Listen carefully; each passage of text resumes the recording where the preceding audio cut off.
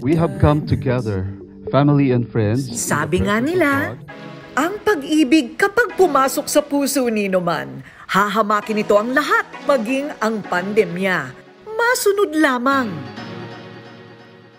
Gaya na lang ng mga celebrities na ito na talagang hindi nagpapigil, masabi lamang ang mga katagang I do. Siyempre, safe at may social distancing pa rin ang ating mga newlywed couples ngayong quarantine. So it's date night and... Gaya ni na Alex Gonzaga at Mikey Morada. Sinong mag-aakala na ang lover boy ng Lipa, Batangas ang makakasungkit sa matamis na oo ni Alex? Kaya matapos ang ilang taon nilang pagde-date, hindi na sila nagpatumpik-tumpik pa at sinunod na nila ang kanilang mga puso. Hi netizens! Welcome to my vlog! Hi! Nito lamang So Pebrero ngayon, sa I vlog know- ni Alex, inanunsyo niya na siya ay isa ng Mrs. Morada. Tapos na! Tapos na po kami, kinasal na po kami, tapos divorce na po. Isa na Madami po ang kinilig at naka 11 million views ang nasabing announcement vlog na ito ni Alex. So, mabuhay ang bagong kasal, Alex Gonzaga Morada, and of course, Mikey Morada. Thank you very much for joining us. I know very belated, but congratulations again. Unang-una, ano ang feeling ng bagong kasal? Ang sarap gumising katabi yung asawa mo. Yun yung pinakamaganda po. Parang, ay! Tapos ang sarap ng feeling na parang alam na ng parents ko na Pinapayagan ka na. pinapayagan ako ng katabi ko na pupunta ko ng asawa ko sa kwarto ko. Approve sila. Parang, Oh, okay. So, parang lahat legal na, di ba? legal na po.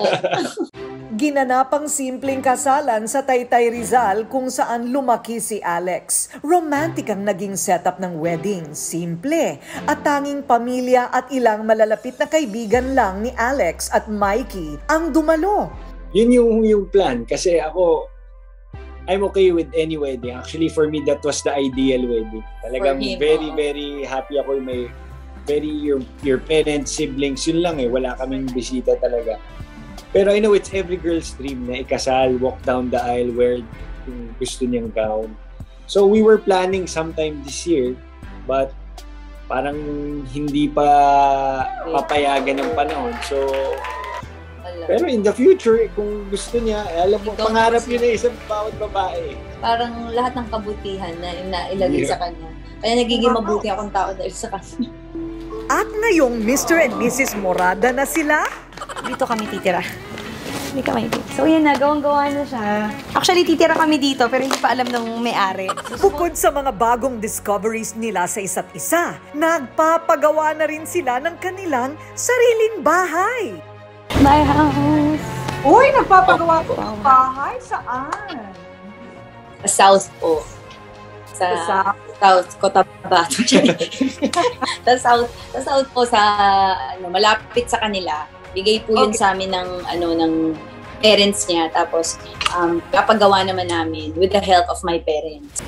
Okay, let's Hindi go. lang yan ang dating makulit at super bibo na si Alex. Uy, ngayon ay isa ng behave na housewife. Palaging kasama si Mikey sa bawat hakbang niya sa buhay. Yun ang isa sa mga nagbago sa'yo. You became a better person? Super better better person. Actually, ang nakapansin nga po niyan yung namin, masahista na laging pumupunta dito sa bahay. Parang na siya, siguro mga 10 years na siya pumupunta, 8 years na siya pumupunta rito. Tapos sabi niya sa akin, alam niyo Ma'am Alex, nung dumating si Kuya Mikey sa inyo, parang nagbago po kayo. Parang naging na kayo. Ang term niya is, iniisip ko na raw yung ibang tao. Kasi bunso po ako eh. So minsan hindi ko alam na parang selfish pala ako or hindi naman selfish, yung parang may sariling mundo. Ngayon daw po, mas nagiging conscious na ako sa ibang tao. Considerate. Considerate. Kasi, dahil kay Mikey, Para kina Alex at Mikey, ang tunay na pagmamahal, walang panahon na pinalalagpas. Susulitin ang bawat oras, makumpleto lamang ang kanilang road to forever. paano nyo naisip o nag-decide na, o sige, kahit merong pandemic lockdown, ikasal na tayo? Dahil po pag lockdown, parang halos 3 months kami hindi nagkita. So parang syempre miss na miss mo yung isa't isa. Tapos pagpupunta siya dito, sobrang ano pa rin ang mami ko, sobrang strict pa rin. Yung parang kailangan may chaperone kami, kailangan nakatingin pa rin siya, hindi kami pwedeng mag-solo. Pinatunayan ng kanilang pagmamahalan na when two people are meant for each other, no time is too long that can keep them apart. O diba, talagang may forever ngayong quarantine. Forever is a choice, diba po? Parang just like commitment. So if you really want something, you have to commit and you really have to make a decision to stay. Naniniwala kasi ako iba-iba talaga bawat tao. Pero syempre kung ang forever mo ay may kasama or ang forever mo ay may sarili, ikaw lang may makakaalam yan sa sarili mo. Walang ibang taong makakapagsabi na oh, yan ang para sa'yo, yan ang para sa'yo, kundi ang sarili mo. Siyempre, hindi rin nagpahuli dyan ng royal couple na sina Richard Gutierrez at Sara Labati. Sa mga prenup photos pa lang, sure ang mga fans na magiging wedding of the century ang pag-iisang dibdib ng dalawa. Yun nga lang, sa higpit ng protocols ngayong pandemya, nauwi rin sa civil wedding ang dapat sanay engrandeng kasalan. Pero hindi sa laki ng venue o ganda ng simbahan, masusukat ang tunay na pagmamahala ng dalawang pusong magkasintahan. Napuno ng emosyon ng intimate wedding nina Sara at Richard. Kasama ang kanilang mga magulang at mga anak, ang pangako nilang pagsasama sa hirap at ginhawa ay formal na nilang sinabi sa isa't isa. Ito ginawa ko kasi araw-araw ako halos naka-makeup. Ito, very hygienic, has vitamins, and is also lightening on the skin. Kahit yung mahirap tanggalin na mascara, tanggal lahat yan. Take it off, girl! Let's go to Palawan! Kahit virtual lang, dadalhin namin kayo sa Land of Promise. Dahil ang kasalang ito ni na stylist and model Jess Wilson at Moritz Gastel. Kahit pandemya, talagang kakaiba. Ang islang ito ang saksi sa pagiging isa ng dalawa. Breath of fresh air din ang palitan ng I Do. Sa tabing dagat lang naman kasi ginanap ang mismong kasalan, pati na rin ang reception. Hay, kung ganito ba naman ka-intimate at ka-romantic ang venue, talagang mapapapromise ka ng till death do us part. Kitang-kita naman ang new normal ngayong pandemya sa kasal ng ex-PBB housemate na si Fourth Solomon at ang kanyang longtime girlfriend, si Grizelle Gratella. Simple and safe. Yan ang tema ng kanilang kasalan nito lang nakaraang Agosto. Katerno ng kanilang gown at suit ang ginamit nilang mga face mask. I'm so happy and proud of the man that you have become. And we are here today mostly because of you. Hindi siguro ako mas matututo sa buhay kung hindi ka nagtiwala sa akin. Ikaw talaga ang dahilan, kaya kinakaya ko lahat. Certified kilig pa rin talaga ngayong pandemic. Ang bagong kasal naman na sina Mr. and Mrs. Ara and Dave Almarines hindi rin nagpahuli. Magkakaiba man ang kanilang mundo, tadhana pa rin ang naglapit sa kanilang puso para magtagpo. Pero bago pa man sila mauwi sa kasalan, 2 taon na matyagang nanligaw si Dave kay Ara. Naging masaya ang kanilang relasyon at nito lang June 30, tuluyan na ngang nauwi sa kasal ang kanilang pagmamahalan. Para kay Ara, naniniwala siya ngayon na life begins at 40.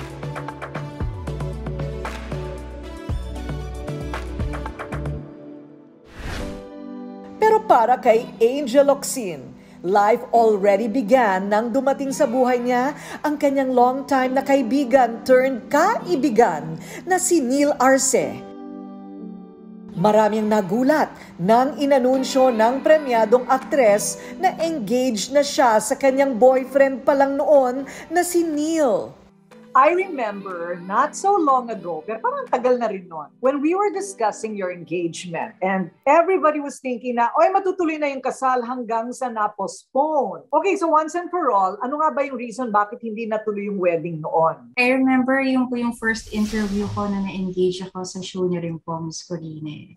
And hindi siya natuloy because pandemic happened. And hindi pa tayo sigurado, like, kung anong yung sinasabi ni Neil kanina na first, wala pang vaccine nung panahon na yun. Ang tatay ko ay senior citizen na hindi pwedeng lumabas. Ang anak ni Neil ay below minor. 15, so cannot go out also. Yun yung mga taong gusto namin kapiling namin pagkakasal kami. 8 taon na naging magkaibigan ng dalawa at nagsimula silang mag-date noong 2017 at naging officially in a relationship noong 2018. Kung lahat na-excite sa kanilang engagement photo sa Instagram noon. Jem, favor naman oh. Please say yes. Please say yes. Yes na! Yes na! Say yes! Say yes! Ngayon, nagimbal ang halos buong Pilipinas nang inanunsyo nila ang kanilang civil wedding. Suabe at kaswal ang kinalabasan ng kasal.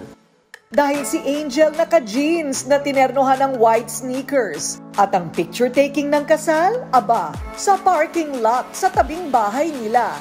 So anong feeling, Angel, na medyo naunsya mi nung una, tapos nag-pandemic, tapos biglaan. Pero do you remember, what were your memories of that day na never mo makakalimutan? We're supposed to go to Finland for our prenup. Last year. Pero dahil nga na-declare na mag-ECQ tayo nung first ECQ pa, so kailangan namin i-consider yung safety ng lahat. Saka kung makakabalik ba kami ng Pilipinas, baka mag-stay tayo doon ng hindi natin alam mo kailan ka babalik. So na-cancel. And then, eto, bago rin tayo mag-declare ng third ECQ rin, paalis din kami dapat. First stay naman dapat for ang prenup namin. Kaya lang, hindi rin natuloy kasi nagka-Delta variant naman. Nagka-Delta variant din.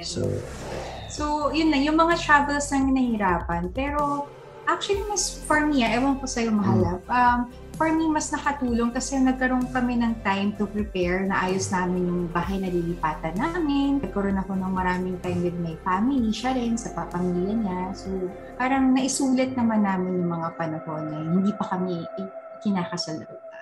Dagdag pa ng bagong mag-asawa, wala sa disenyo ng bulaklak at haba ng aisle ang magbibigay kilig para sa kanila. What is the most romantic part of a civil wedding? Nung sinabi po na you're now man and wife, kumbaga yung ganun po na dating, kumbaga parang then reality will hit you. Ako kasi yung na-feel ko doon, excitement parang okay. Sa start of a new life. Parang gano'n, di ba? Start of a new life with Angel. Kumbaga gano'n yung feeling. Ang kanilang mga malalapit na mga kaibigan, nagpaabot ang kanilang suporta. Hindi man naging all out ang setup ng kasalan nila. Bumawi naman sila sa disenyo ng table sa reception. Backyard reception ng eksena ng mag-asawa. Sa mga gintong kubyertos at vintage theme nito, aakalain mong nasa isang fairy tale ka. Tumodo rin naman kasi sila sa kanilang pagmamahalan. Hindi pa po namin binibitawan yung vows namin.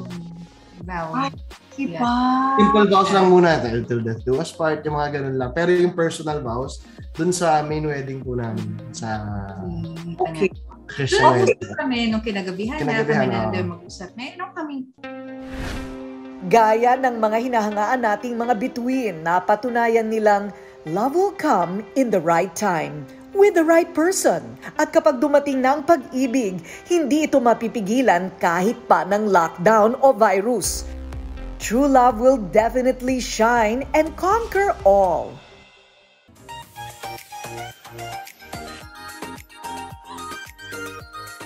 This is the 50-gram jar. Ay, proud ako, lumaki na siya. Level up na. More magic in a bottle. Yung 15 grams, dito na siya sa loob ng pampakit. Okay? Mawawala na yung 15 grams. Ito na ang available sa market ngayon. Parang tumerno na rin siya dito. Ayan. Ito naman ang K-Magic Skin Cream for Body. Anong pagkakaiba ng dalawa? Ito, pwede ito sa mukha. Okay na okay lang din sa face. From head to toe. Pero, hindi kasi pwedeng masyadong matapang ang exfoliation pagka sa ibang parts ng katawan, like kilikili, sensitive ang skin yan, di ba? So, ang face cream, mas nakaka-exfoliate kasi kaya yan ng ating neck and face. So, that's the main difference. My two superstars, the K-Magic Skin Cream for Face and Body.